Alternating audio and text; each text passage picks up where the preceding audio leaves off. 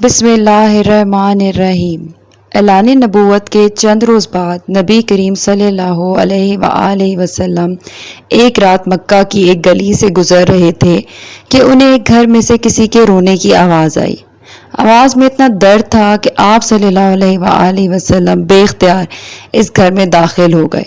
دیکھا تو ایک نوجوان جو کہ حبشہ کا معلوم ہوتا تھا چکی پیس رہا تھا اور زاروں کے تار رو رہا تھا۔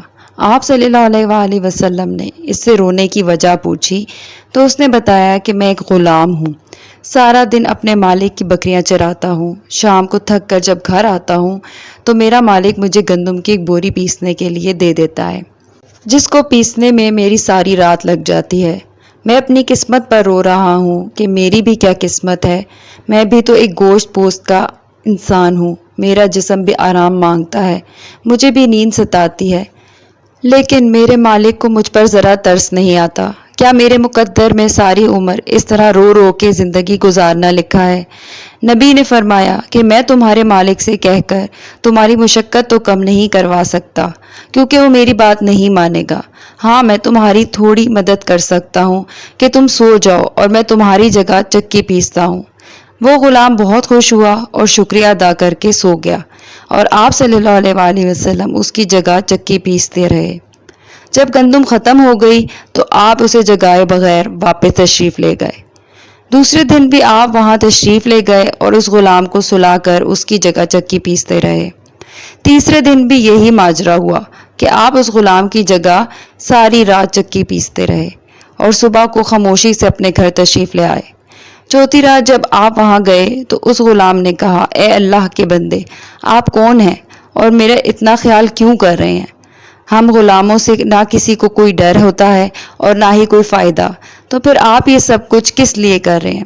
آپ صلی اللہ علیہ وآلہ وسلم نے فرمایا کہ میں یہ سب انسانی ہمدردی کے تحت کر رہا ہوں، اس کے علاوہ مجھے تم سے کوئی غرض نہیں۔ اس غلام نے کہا کہ آپ کون ہیں؟ نبی کریم صلی اللہ علیہ وآلہ وسلم نے فرمایا، کیا تمہیں علم ہے کہ مکہ میں ایک شخص نے نبوت کا دعویٰ کیا ہے؟ اس غلام نے کہا، ہاں، میں نے سنا ہے کہ ایک شخص جس کا نام محمد ہے اپنے آپ کو اللہ کا نبی کہتا ہے۔ آپ نے فرمایا کہ میں وہی محمد ہوں۔ یہ سن کر اس غلام نے کہا کہ اگر آپ ہی وہ نبی ہیں تو مجھے اپنا کلمہ پڑھائیے، کیونکہ اتنا شفیق اور مہربان کوئی نبی ہو سکتا ہے جو غلاموں کا بھی اس قدر خیال رکھے۔ آپ نے انہیں کلمہ پڑھا کر مسلمان کیا۔ پھر دنیا نے دیکھا کہ اس غلام نے تکلیفیں اور مشقتیں برداشت کی لیکن دامن مصطفیٰ نہ چھوڑا۔ انہیں جان دینا تو گوارا تھا لیکن اتنے شفیق اور مہربان نبی کا ساتھ چھوڑنا گوارا نہ تھا۔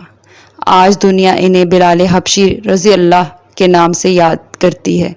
نبی کریم کی ہمدردی اور محبت نے انہیں آپ صلی اللہ علیہ وآلہ وسلم کا بے لوث غلام بنا کر رہتی دنیا تک مثال بنا دیا۔